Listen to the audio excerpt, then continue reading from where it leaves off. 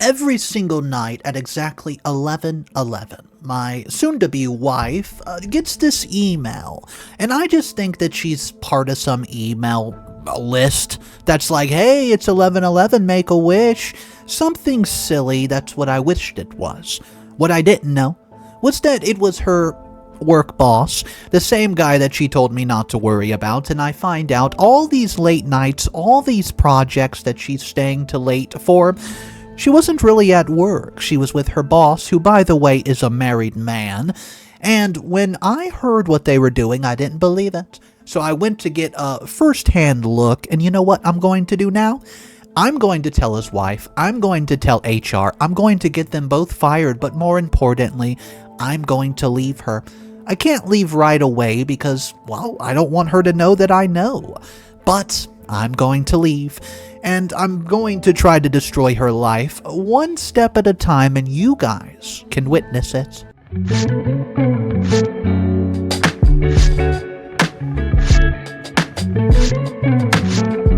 Every single night at exactly 11:11 p.m., she gets an email.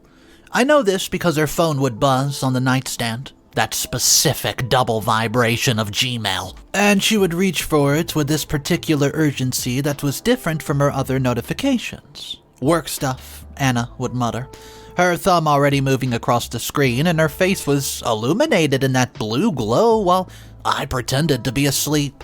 David always sends his emails at 11:11. Made a wish, he would write, wish you were here.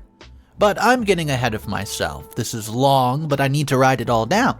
Maybe it'll help someone else recognize what I couldn't. Or maybe I just need to get rid of this from my system once and for all.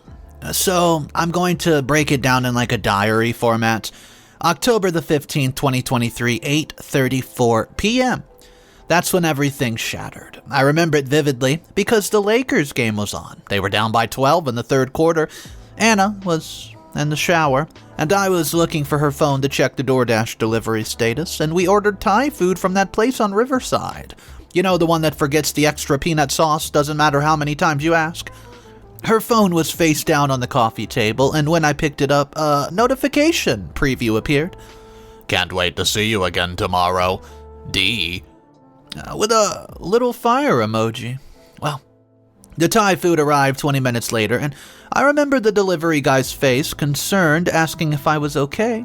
I must have looked like I'd seen a ghost. The curry sat untouched on our kitchen counter until the next morning, when Anna threw it away, complaining about the smell. She never knew why I didn't eat that night. Even now, the smell of coconut curry makes me physically ill. I should have confronted her immediately. Instead, I became an investigator in my own relationship. So the timeline I didn't know I was living in is this. While I thought we were planning the future, Anna was living a double life. And here is what I've pieced together.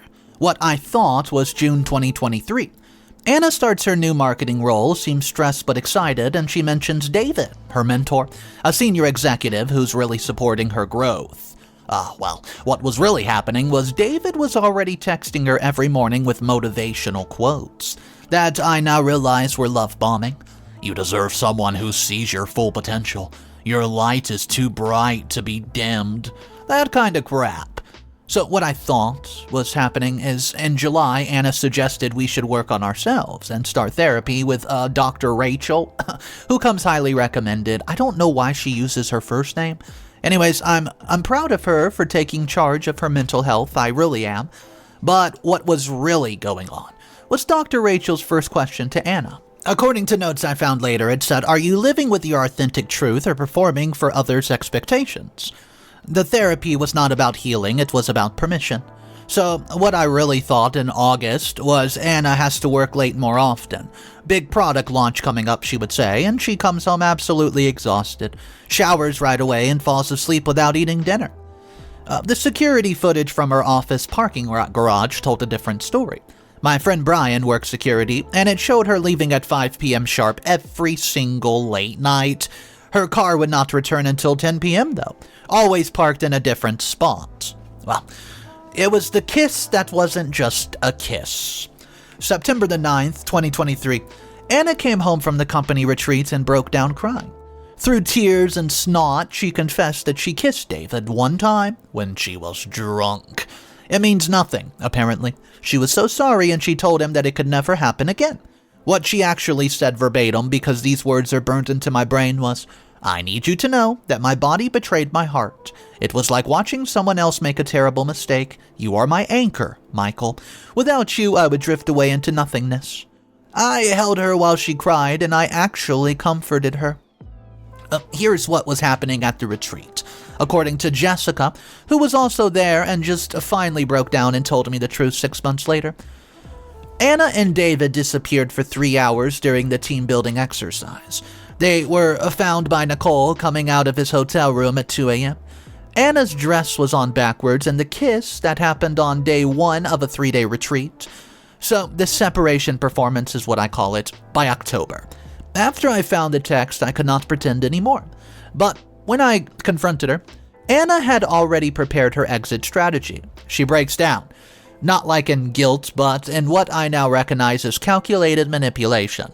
"I'm suffocating Michael," is what she said, sitting on our bed holding the stuffed elephant I won for her at the state fair 3 years ago. She said, "I love you so much that it's hurting me. I need space to remember who I am without you, so I can come back and be the partner that you deserve." So, the therapy speak should have been my red flag, but Dr. Rachel coached her well.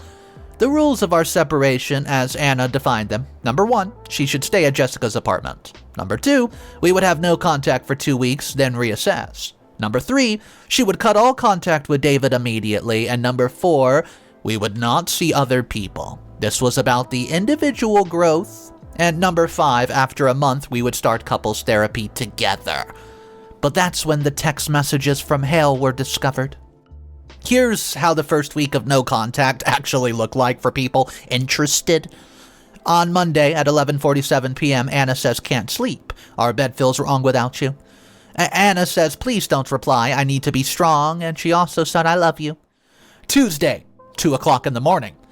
Dreamed about our wedding again, the one we planned for, next September, with the fairy lights and the jazz quartet. Delete these text messages by the morning. I'm just having a weak spell. Wednesday, 7:30 p.m. Anna says, "Saw our Thai place, could not go in. Jessica made pasta, but it's not like yours. What did you let me do this for? I'm sorry, it's not fair. Ignore me, okay?" Thursday, 11:11 p.m. Remember that number? Having clarity, this is good for us. When we come back together, we'll be unbreakable. Promise you're not giving up on us. You promise forever to me, remember? Guys, during this entire text exchange, all these days, what I didn't know was she was texting me from David's bed. Jessica later told me Anna never even brought a bag to her apartment. No spin-a-night bag. The whole thing was theater. So I call it the Gaslighting Orchestra. 3 weeks into our little separation, I was barely functioning and I lost 15 pounds. I was surviving on black coffee and whatever Kevin forced me to eat. Then Anna shows up at my door on a Sunday morning with coffee and donuts from our favorite little morning spot. I know I'm breaking our rule, but I had a revelation in therapy. She sat on our couch, which is, well, my couch now, and told me how Dr. Rachel had helped her understand that her attraction to David was actually about her father's issues. How David represented the stability that she never really had growing up. How it was projection, not real feeling. "But you, Michael, you're my choice. Every day I choose you. Even when I'm confused, even when I'm lost, my soul chooses you." And at that point we kissed. God help me, we kissed. And for a moment I believed that we could actually survive this. Then she said something that haunts me to this day. "I need 3 more weeks. David keeps calling me, crying about his marriage, about his kids. I'm trying to extract myself gently, you know. You know me, I'm too empathetic. It's my weakness, Michael." Too empathetic, as she used her empathy as an excuse for hooking up with a married man? November the 5th, the parking garage day. Brian calls me at work with his voice really strange and careful. It was like it was meditated. "Mike, I don't know how to tell you this, but you need to come down to the garage now." David's silver Audi was parked in a visitor spot B12. Through the tinted windows, I could see movement. I stood there for exactly 37 minutes, according to my phone's timer that I accidentally started when pulling it out of my pocket. 37 minutes of watching shadows move in the car while my entire worldview reconstructed itself. When they finally emerged, Anna was fixing her lipstick in the side mirror. She was wearing the dress that I bought for her birthday, the green one that matched her eyes. David was adjusting his tie, that specific purple striped one that I'd seen in her Instagram stories from the work events. She saw me when she turned around. The look on her face was not guilt, nor was it surprise, it was annoyance, like I was the one interrupting something important. She says, "It's not what it looks like, okay?" Walking toward me with her hands up like I was a wild animal that might attack. I said, "Really? Because the way it looks like you're hooking up with someone in our workplace parking garage." David started walking towards us, and I swear for a minute, he was about to try to shake my hand. This 45-year-old executive with 2 kids at home and a wife was going to shake my hand like we were conducting a business meeting. "Michael, let's be adults about this." That's when I laughed, not like a normal laugh, more like a hyena, the kind that comes out when your brain can't process absurdity anymore, and I laughed until Anna looked genuinely scared. So, the complete unraveling. That night, and what would be our last real conversation, Anna finally told me her truth, as Dr. Rachel had coached her to call it. The timeline of her truth. She'd been emotionally connecting with David since June. The first kiss was in July, not even close to September. They've been physical since August for a late at night, and she's never stayed at Jessica's one time, never at all. The separation was David's idea. He needed her available without suspicion, and Dr. Rachel had been helping her process her authentic desires. Ugh. But here's the part that broke something fundamental in me. She said, and I'm going to quote exactly, "You never made me feel desired, Michael. You treated me like I was a fragile, like I needed to be saved. David sees me as a woman. You see me as a project. Maybe if you've been more masculine, more assertive. Yeah, I would not have needed to find that energy elsewhere. I need an alpha." 7 years I'd supported her through her father's death, her anxiety diagnosis, her career changes, her therapy. I've been her anchor, her safe place, her biggest cheerleader, and she's rewritten this as a weakness? Then it comes with Dr. Rachel and her little betrayal. The next week we had our first and only couples therapy session because I think we needed it. I thought maybe a professional could help us navigate this, but what I did not expect was for the doctor. Dr. Rachel, she's going to be fully Team Anna. Some actual quotes from the session were, "Michael, have you considered that your need for monogamy might be rooted in possession rather than love? Sometimes people need to explore connections to understand their primary relationship better. Anna was being brave by following her feelings. That takes courage, you know. The fact that she's here is showing her commitment to growth." When I asked about the lying, the gaslighting, the manipulation, Dr. Rachel adjusted her glasses and said, "Let's not use judgmental language here. Anna was protecting your feelings while she was processing her journey." Her journey? A married man was a journey? I walked out mid-session and Anna followed me to the parking lot, crying and begging me to come back.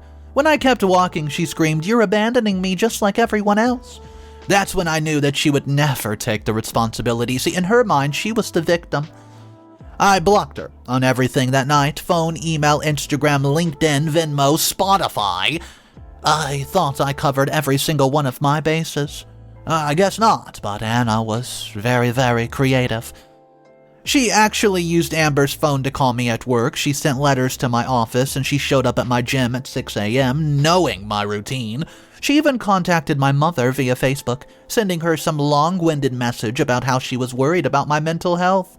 Each attempt got more and more desperate. Week number 1 was like, "I'm sorry, we need to talk."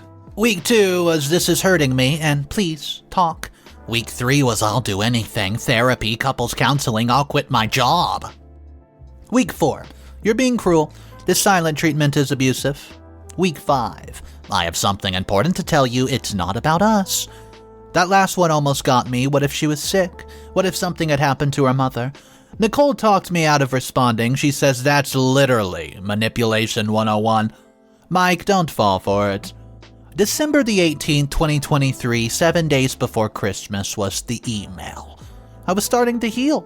I've been seeing Dr. Kev, as I call him, for 2 months, an actual therapist who specialized in betrayal trauma. I wasn't checking her socials anymore. I could drive past our Thai place without feeling queasy. I was even considering going on a date with a woman from my climbing gym. She is, well, something else. Then the email came to my work address, and you guessed it, 11:11 p.m. The subject said, "Please read. I need you to know this, Michael. I know you've blocked me everywhere, and I understand why. I'm respecting your boundaries by only sending this once, but I need to tell you what I've realized. I'm sick. Not physically, but mentally. Dr. Rachel was wrong. I was not on a journey of self-discovery. I was in a manic episode. I've been diagnosed with bipolar disorder and started my medication. David meant nothing. He was a symptom of my illness, not a choice. He's nobody. You were everything. You are everything. The way you loved me was not weak. It was the strongest thing that anyone's ever done for me. I see that now. I destroyed the best thing in my life because my brain was telling me lies. I'm in real therapy now, actual, not the enabling Dr. Rachel was doing, and I understand if you can never ever forgive me, but I need you to know that the real me, the medicated me, the stable me, she loves you, completely. I'm not asking for anything, I just cannot live with myself if you spent your life thinking you were not enough. You were more than enough. You were perfect. I was the problem. All my love, Anna. P.S. I kept the elephant. I know I don't deserve it, but it's the only thing that makes me feel human again. I started at the email, from front to finish, just 3 hours worth of staring. I wrote 17 different responses, and I deleted them all. Here's what I wanted to say. Your diagnosis does not erase your choices. You looked me in the eyes and lied for months, and you messed around with another man and blamed my masculinity. You turned our entire relationship into a narrative where you were the victim. Mental illness might explain some behaviors, but it doesn't excuse cruelty. Here's what I actually did. Nothing. I archived the email and went to the climbing gym. I met up with Kevin and Brienne for beers, and I didn't mention the email for 2 weeks. January 2024 was the sighting. I was doing better, actually better. I'd gone on 3 dates with Sarah from the gym. I'd stopped having the nightmares where Anna was laughing at me with David, and I could listen to her old songs without feeling like my chest was caving in. Then I saw them. I was at the red light on Sunset, windows down, music blasting, and the Audi pulled up next to me.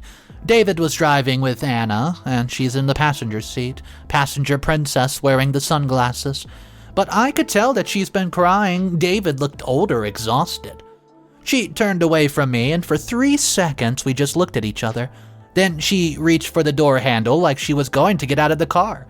David grabbed her arm, said something sharp, and the light turned green, and they just drove away. I pulled into the parking lot and sat there for an hour feeling nothing. Not pain, not anger, just a strange hollowness, like looking at a house you used to live in and realizing you can't remember the color of the bathroom wall.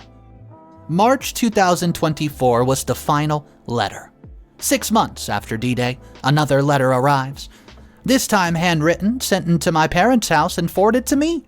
I'm not going to transcribe it all. It was 8 pages of explanation. Justification, depression, medication adjustment, you name it. David leaving her for his wife, her moving back with her mother and her cat passing, her job failing apart, and her 8 pages of consequences finally catching up. But there was one line that stopped me cold in my tracks. I know you're with someone new. Jessica told me I hope she appreciates what I threw away. Even in her lowest moments, she could not just apologize. It had to be about what she threw away, not what she did to me. So I burned the letter in my sink. Set off the smoke detector too, and my neighbor knocked to make sure I was okie dokie. I laughed and said I was just a terrible cook. We ended up having beers on the balcony, talking about nothing important. It was perfect. So, the lessons I'm still learning. When someone shows you who they are, believe them the first time. Therapists can be enablers. Gaslighting is like carbon monoxide poisoning. Your body knows before your mind, and the opposite of love isn't hate, it's indifference. So, where am I, right? It's been exactly 1 year since I found the text, and I'm writing this from a coffee shop in Tokyo. Now, I came here for a work conference, but extended the trip for myself. Something about being in a place where nobody knows my story, where the language and customs are different, and where I can be anybody I want to be, it's healing, in a way I did not expect. Sarah and we didn't work out. But it wasn't because of Anna baggage. We just wanted different things. I was grateful to learn I could feel attraction and trust again, even if it was not forever. I'm in better shape than I've ever been, not like revenge body, just taking care of myself. I can eat Thai food, again, though I'd choose a different place, obviously. I sleep through the nights most nights, and I stop checking if emails come in at 11:11. Brian told me last week that Sarah is, doing, okay, I guess. She tried to reconnect with our old friend group. They shut it down. Not for me. I told them not to choose sides, but because they couldn't stand who she'd became, or maybe who she always was. David's wife divorced him and took him for everything. His kids won't speak to him, and he got transferred to the Seattle office. I don't feel satisfaction about this, just a vague sadness for everyone involved. Dr. Rachel, she lost her license after 3 other clients filed complaints about boundary violations and inappropriate advice. That one did feel like justice.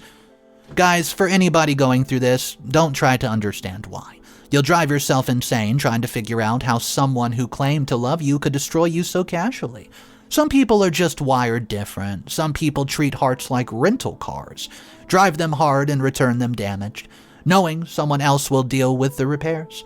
You're going to want closure. You won't get it, even if they explain, apologize, beg, promise.